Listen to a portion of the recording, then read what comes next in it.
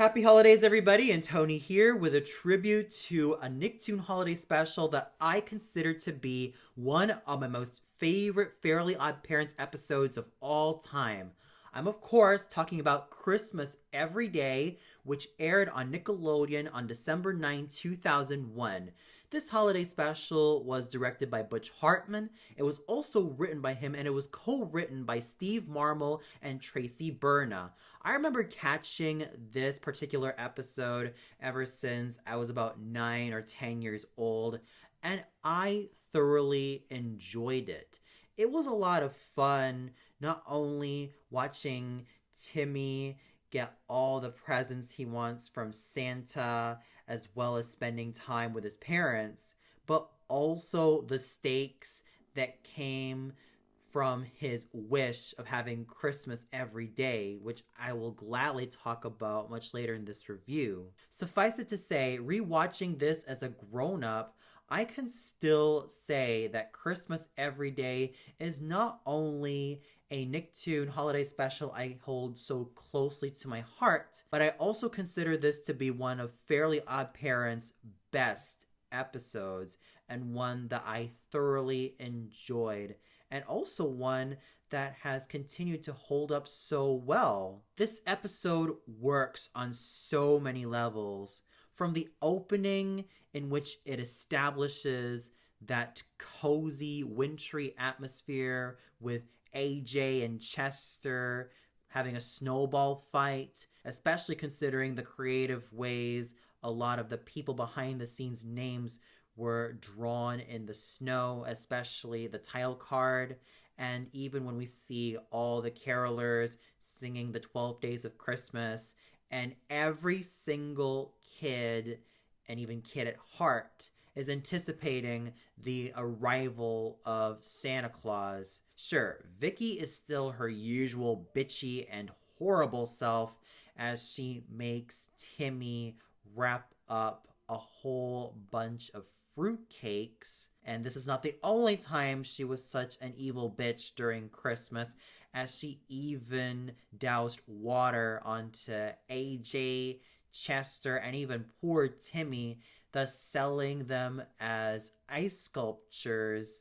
And even when Timmy tried to break away, she still doused him with water just to freeze him. Luckily for Timmy, Vicky then gets booted out because it is going to be Christmas Day, and she even gets covered in snow, thus having this moment be a sort of retribution for Timmy, AJ, and Chester after all the crap she's pulled out on them. And the best news for Timmy and his parents is that they get to spend Christmas together. And we, the viewers, also get treated to the Turners using high technology to turn whatever is in their house that is supposedly mundane to something a lot more festive, such as the whole house being adorned in shades of red and green, and even having a lot of Christmas decorations all throughout the house, which I thought was absolutely awesome. What's even great for Timmy is that Christmas Day is not only the day that he gets to receive a lot of presents from Santa, but also the day where he can spend time with his parents. And the song, I Wish Every Day Would Be Christmas, is a chintzy, cute, and absolutely sweet song that also is a microcosm of what every kid wants for Christmas. And I consider this song to be quite dear to me because this also has a lot of flashbacks for me as a kid of not only having presents from Santa, but also making Christmas a day where any kid can spend time with his or her family and be together throughout the holiday season. And it's also a microcosm for Timmy's wish, that he wishes that Christmas were every day, which works, even though Cosmo and Wanda are rather hesitant about it. Sure, Mr. and Mrs. Turner are far from parents of the year, but it's the thought that counts for Timmy, that he wants to spend more time with his parents so that he can enjoy not only their company, but of how close they can be as a family, because Christmas only happens every once a year where they would commit to something like that. And even though Mr. Turner is addicted to eggnog, at least a part of him still commits to the idea of spending time with Timmy. While the whole prospect of having Christmas every day turn out to be the best wish Timmy could ever give, this doesn't really bode well after the third week, as carolers have ended up starting losing their mojo. There are fewer presents for Timmy because Santa has a lot under his bag to deliver his presents to all the kids of the world, and this is also major work for him. And the worst part is unemployment has ended up skyrocketing. Institutions like schools have ended up being closed and under lockdown, and even grocery stores have ended up going through a lockdown because of this whole Christmas everyday madness. The cherry on top of this disastrous cake is that there are also other holiday mascots that are not associated with Christmas that are arriving to come and kidnap and even destroy Santa Claus, such as the mob boss Easter Bunny, the strong and silent New Year baby, Cupid, who is the icon of Valentine's, but here he is like the god of shipping, the corny April Fool, and even their pet, who is a Halloween dog. In fact, much earlier in the episode, there was a bit of meta humor in regards to Christmas being far more anticipated, let alone celebrated, than the likes of Halloween, Easter, New Year's, and even something as rather menial as Arbor Day, thus having the show take pot shots on these type of holidays in terms of how they compare against Christmas, which I thought was quite funny in an ironic way and in a sort of meta way, because it still holds kind of true today. A lot of us continue to anticipate Christmas far more than the likes of the New Year, Valentine's Day, Easter, Halloween, and yes, even Arbor Day. In order to make the other holiday mascots' plan come to full fruition, they even hold Cosmo and Wanda hostage.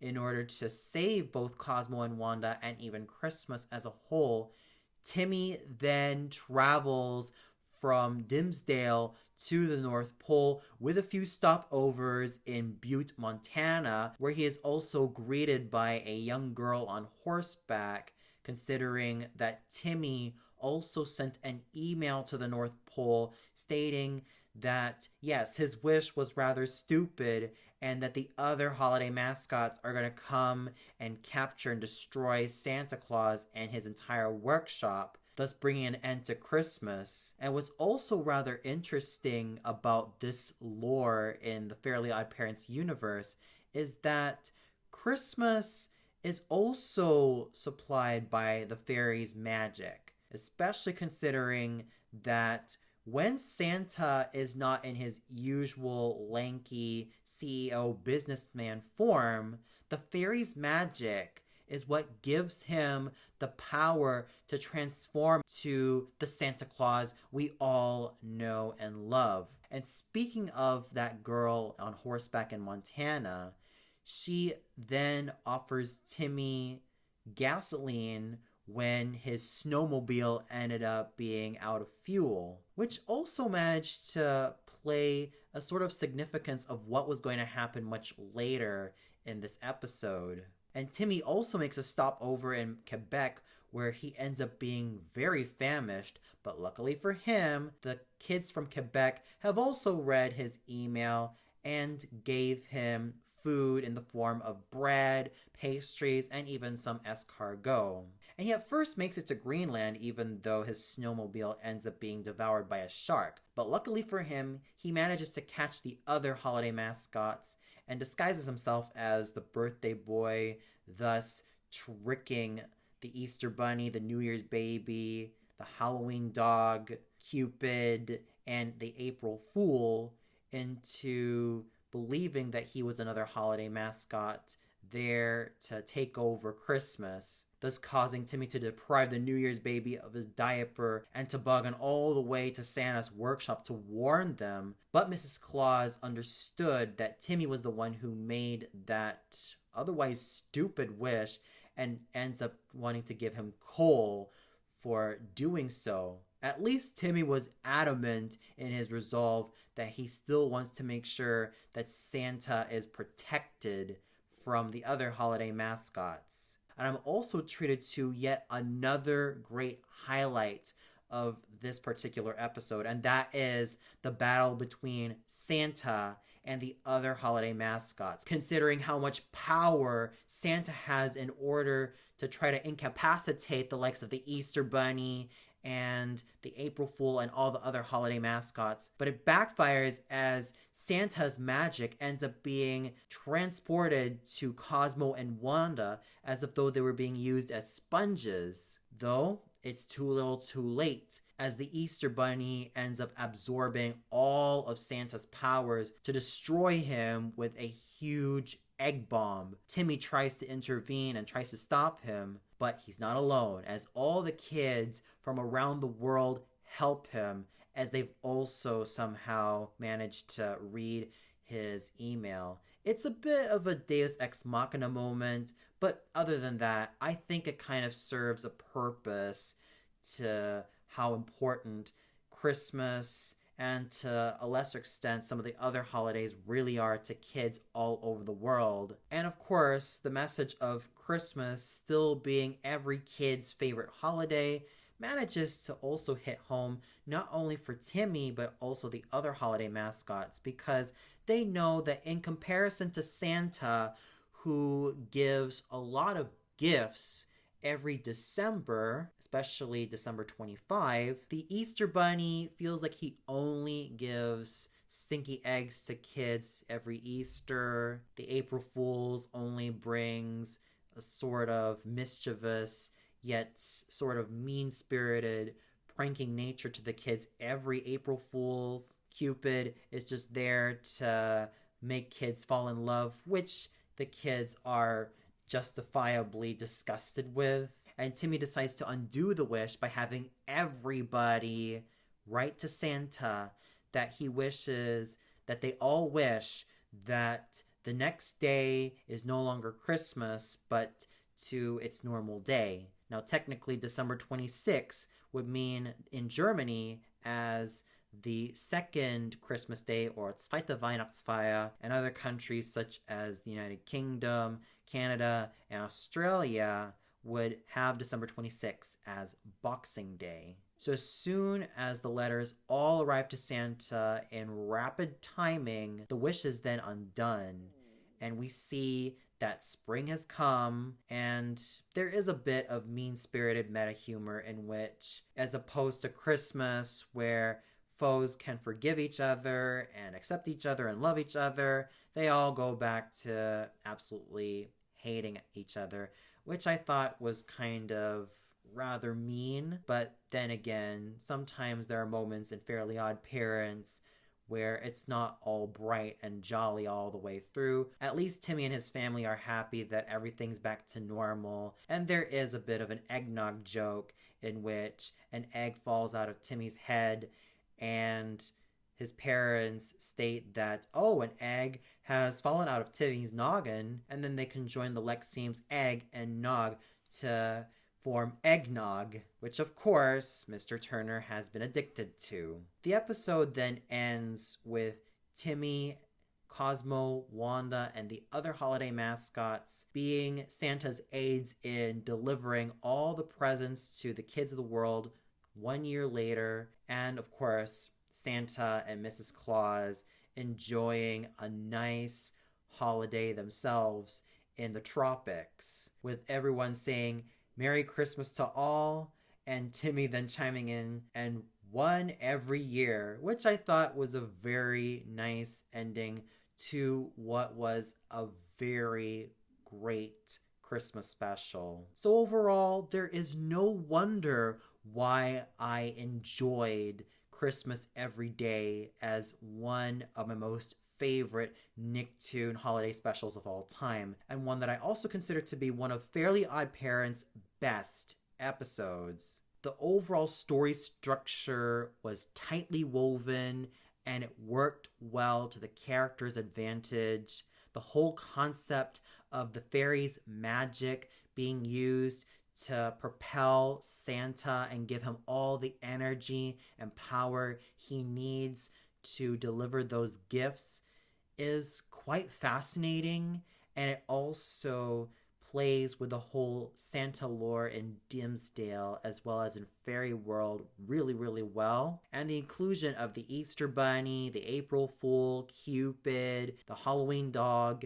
and the New Year Baby as antagonists to this particular episode was really fun, and it also plays with the meta humor of Christmas being far more celebrated than those other holidays, and the song I Wish Every Day Would Be Christmas, as well as the reprise of the song stating how stupid that wish was an absolute treat. In fact, that is what I perceived this entire Christmas special. It was such a treat to enjoy that I found myself laughing and smiling all the way through. And of course, it was naturally funny, much like a lot of the earlier episodes of Fairly OddParents. And for those of you who enjoyed Christmas Every Day from the Fairly OddParents, what'd you think of it? Was there a highlight that you enjoyed the most? Was there a moment that you thought stuck out to you so much that you wanted to go back to it every single time? Did you also enjoy having the Fairly OddParents lore of Santa obtaining the magic energy of the fairies in order to propel him to deliver the gifts to kids all around the world? Or was there something that kind of rubbed you the wrong way? Comment below and let me know. Well, that's all for this tribute to Christmas Every Day from the Fairly OddParents. Stay tuned much later, where I also do a tribute to one of my other favorite Nicktoon holiday specials in the form of Christmas Who from SpongeBob SquarePants. So until then, happy holidays, everybody!